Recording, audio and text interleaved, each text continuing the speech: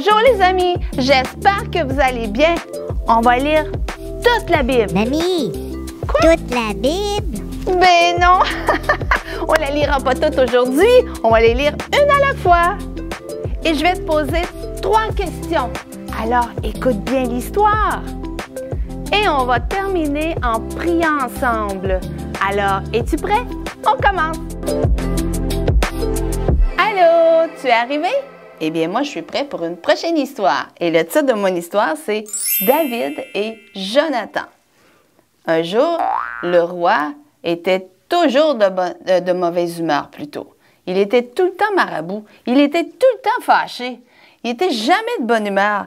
Et là, les serviteurs se sont dit, on va trouver quelqu'un pour jouer de la musique, alors ça va calmer le roi.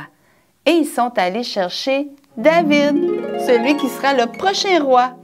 Et David, lui, jouait de la harpe. C'est un instrument qu'on voit très rarement. Mais lui, il jouait de la harpe. Et ils l'ont emmené. Et David, lorsque le roi était fâché, qui était de mauvaise humeur et grincheux, et là, il sortait sa harpe et il se mettait à jouer de la harpe. Et il jouait de la harpe. Et la harpe, c'est un instrument qui fait de la musique très douce. Et ça calmait le roi. Et le roi redevenait de bonne humeur. Un jour, le roi a préparé un grand festin, un grand repas qu'il a fait dehors, et il voulait voir à sa table son fils Jonathan, et il voulait voir aussi David à sa table parce qu'il jouait de la musique. Et David et Jonathan, eux, ils étaient des bons amis. Ils étaient des grands amis, les meilleurs amis du monde. Ils étaient, en anglais, on dit des best friends. Est-ce que tu as déjà entendu ça?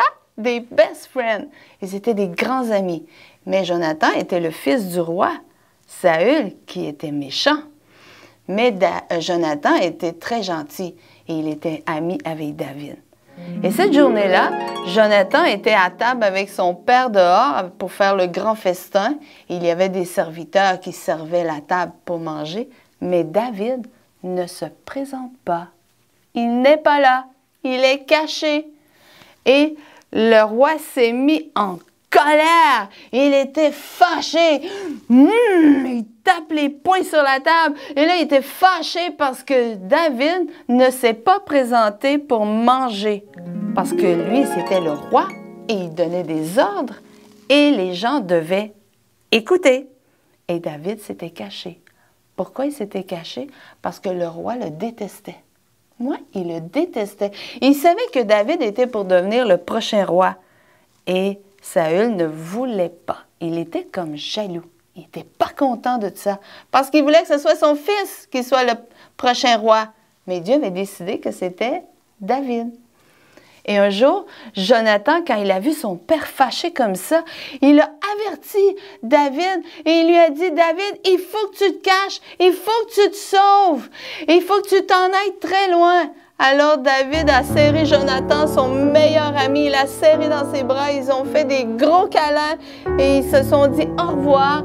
Et David est parti et il s'est sauvé dans un autre pays pour se cacher du roi parce que le roi voulait le faire mourir.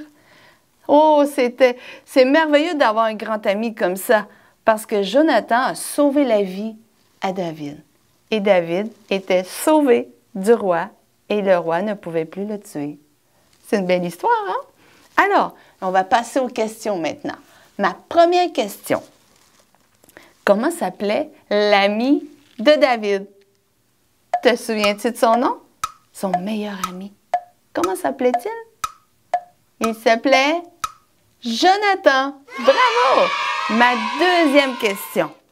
David jouait un instrument de musique. De quel instrument jouait-il pour calmer le roi Saül?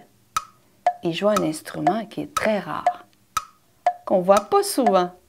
De quel instrument s'agit-il? De la harpe. Bravo, si tu as réussi, t'es vraiment bon. Alors, ma troisième question. Qui a averti David de se sauver du roi pour aller se cacher? Qui lui a dit? Te souviens-tu? C'est Jonathan qui était son meilleur ami, son best friend. Wow! Bravo! Alors, David avait un grand ami qui s'appelait Jonathan. Et Jonathan voulait protéger David. Est-ce que toi aussi, tu as quelqu'un comme cela, un grand ami? Et pour ce grand ami, est-ce que tu es comme Jonathan, quelqu'un pour protéger ton ami, l'aider quand il a un problème, prier peut-être avec lui ou le consoler lorsqu'il a de la peine? Es-tu un bon ami comme ça avec ton ami? On va demander à Jésus de t'aider, d'être un bon ami. D'accord? Seigneur Jésus, aide-moi à être un bon ami pour mon ami. Aide-moi à l'aider quand il a un problème. Aide-moi à le consoler quand il a de la peine. Aide-moi à être là pour lui ou pour elle. Et peut-être que tu n'as pas d'amis comme ça, un bon ami. On va demander à Jésus qu'il te donne un ami. Parce que Jésus est capable de faire ça aussi. On va lui demander. Seigneur Jésus, j'ai pas de grand ami comme David avait avec Jonathan. Alors Seigneur, donne-moi un ami. Donne-moi un grand ami pour qu'il soit mon meilleur ami ou ma meilleure amie. Donne-moi cet ami, Seigneur. Merci, Jésus, parce que je sais que tu vas le faire. Tu vas me donner un grand ami. Merci. Et c'est dans le nom de Jésus que nous prions. Amen. J'ai un ami, j'ai un ami, j'ai un ami. Ah oui? Et où ça? À l'école, c'est mon meilleur ami. Wow! T'es chanceux d'avoir un grand ami comme ça. Tu devrais dire merci à Jésus, n'est-ce pas? Si tu as toi aussi un grand ami comme ça, eh bien, dis merci à Jésus. Et là-dessus, je te laisse et on va se revoir dans une prochaine histoire et je t'envoie plein de bisous. Bye bye!